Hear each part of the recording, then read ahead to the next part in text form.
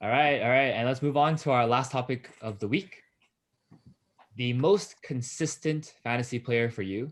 So these players are, they may not have the highest upside, but they never let you down.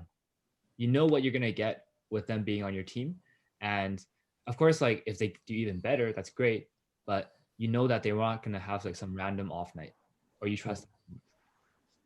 So I'll hit it off first with the first overall pick in the 2019 draft. Oh my goodness, Zion Williamson. Oh wow.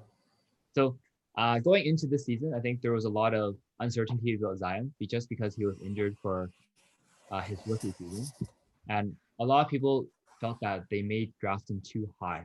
So a lot of times, he was drafted in the second round, maybe late second, early third, and for sure he gets you the field goal percentages. But a lot of concern was whether he could get you the defensive stats, especially as a front court player. So this season, he's averaging 25.7 points, 7 rebounds. He's even getting you 3.4 assists as a playmaker, and 0.9 steals, 0.7 blocks. That's a really good all around stat line. And then top it off, 62% field goal percentage, 71% free throw. He's based other than like killing you with the free throw percentages, he's got the whole thing. Yep. And super consistent. Like we mentioned, I believe today is Pelicans Day. We're definitely revolving, and the Pelicans are definitely revolving their whole game plan around Zion. When he plays, which is only around 30 minutes a game, 30-ish minutes a game, when he gets into the game, they look to feed him right away. So there's no deferring away from Zion. You know for sure that he's going to get good shots, and he takes good shots too. He's not like a random chucker. So he's definitely, I wish I drafted him. I wasn't sure about him. I'll be honest, but he is definitely one of the most consistent players I've seen all season long. Yeah, I think Agreed. he brings it every night. He forms a great 1-2 punch with Brandon Ingram. So he basically Williamson's inside the paint area and then Ingram's on the outside. So it's perfect kind of um, you know in and out game. So yeah, very consistent. Yeah, I think one of the things that I was reluctant to pick Zion Williamson, well, for our league, is he got he got picked up in the third round. It, that's pretty. I thought that was a little too high, but then how he's performing right now, I think the GM that picked him was bang on where he should, yeah, where he should have been taken up. But the thing with Zion is with just how big he is and how athletic he is, and how he bases his game off um, a lot of inside, just jumping over you, muscling over you. I thought he's gonna get a couple of injuries, but he's been. I think one of the consistency that we also need to find is how healthy or how injury prone a player is.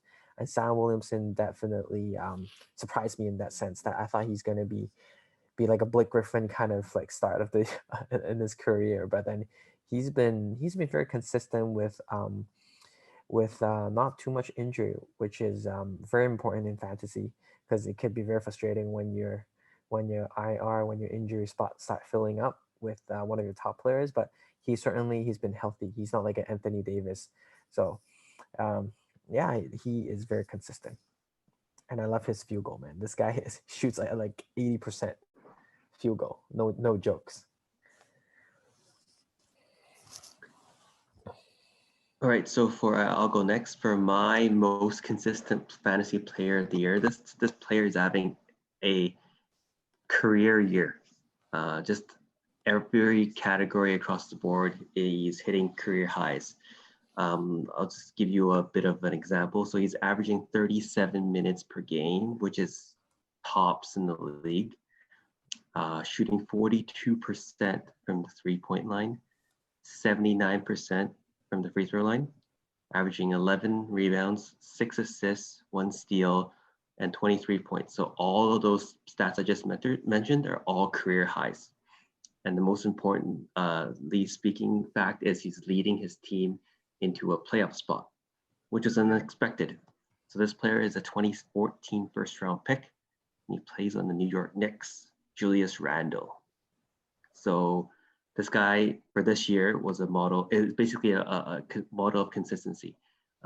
This is his 7th year in the league. I guess you can call him like a slow starter because the first few years he was drafted by the Lakers and he wasn't really getting it and not really producing much. But I think this year he's definitely been super consistent, and I think you can even make a case that he's like the breakout player or most improved player as well. So definitely Julius Randle career highs for all of his stats, and also like I mentioned, leading his team to an unexpected playoff spot. Love to pick. Love to pick. I've been a big Julius Randle fan this whole season as well. And it's kind of unfortunate because he's not, I guess he's listed as a power forward, but he can play a center position. But unfortunately, he's like Vucevic is already underrated.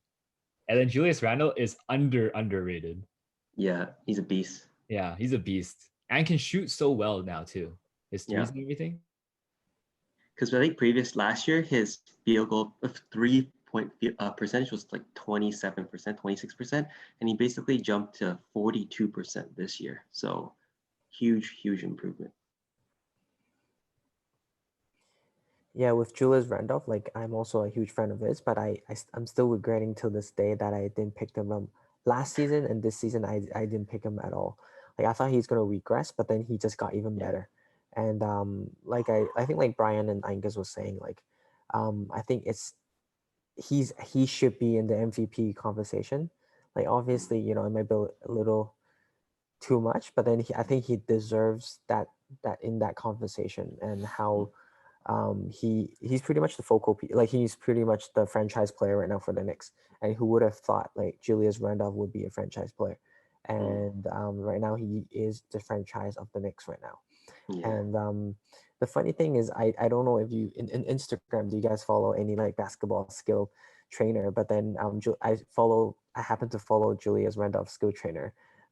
He is from the way you see him work, and how he handles the ball at a 6'10" frame, it's unreal. Like, and that skill trainer, you know, I'll send it to you guys once the channel is off, or if you guys want, let me know, I'll post it down.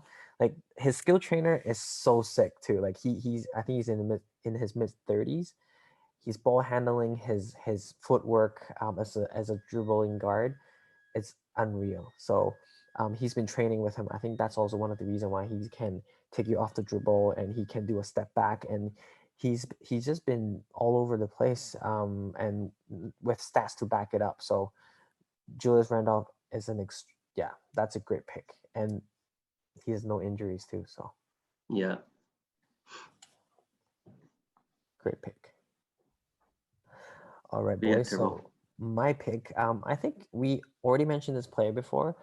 I always like to go away from players that we have already talked about, but I have to talk about him just because he's been so consistent this year, and besides him leading a losing team, less deserving of an MVP conversation, but his stats definitely do back it up, and he is one of the top players. I would say he's the top 10 players right now in the league. But then one special thing about him is he hasn't been injured as well this year. Correct me if I'm wrong. Even if he is, he might be only out for 1 or 2 games. So he's extremely, so whatever I look for in the word consistency is staying healthy as well. And he's been performing like an all-star, and he was an all-star. Nikola Vujovic. He's been averaging 24.5 points, 11.7 rebounds, and 3.8 assists.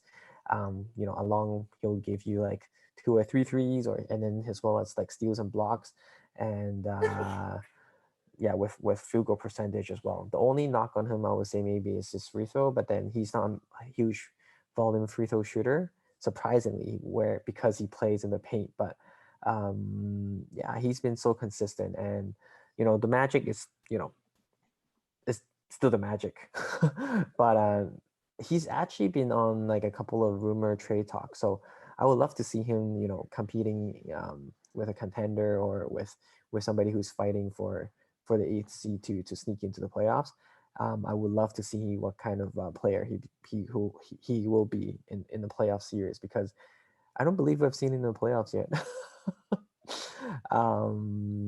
Yeah, correct me if I'm wrong, but he is one of the best player right now in terms of fantasy wise in the league, and who's been giving you, full games with no injuries. So yeah, he is my pick for this week topic. Yeah, I think Vucevic, um, it's tough to be the only option on your team when every team that they play you, they can just target you and game plan and how to stop you. But even though he has basically no much supporting cast with the Magic. I mean, Evan Fournier has been like injured like 70% a year. So is Aaron Gordon. So Terrence Ross is Terrence Ross, but I'm so Norman Powell, amazed you that mean? yeah, I'm so amazed that he's able to pull up all these great numbers when he's the only option. He has no support from anyone else. So that makes it even more amazing. Yeah, agreed. Like even the games where the Magic get blown out, he still gets his piece. So Yeah, as a fantasy owner, you can't complain about that. If you're yeah, an Orlando Magic fan, then of course it's tough to watch. yeah. Yeah. All right. And Yeah. that'll do for this week. Thank you guys for listening. As we said, even though we're recording this on Wednesday night, we're most likely going to drop this episode on Saturday. So a lot of the trades may have already happened. So who knows? Maybe we'll get it right. Maybe we'll get it wrong. We'll have to wait and enjoy the trade deadline tomorrow. Yeah. You guys Well, Angus usually gets it right, so Yeah. we'll We find should out. review. Get the We'll crystal review ball. next week. Yeah. Thank you guys for listening. See you guys next week.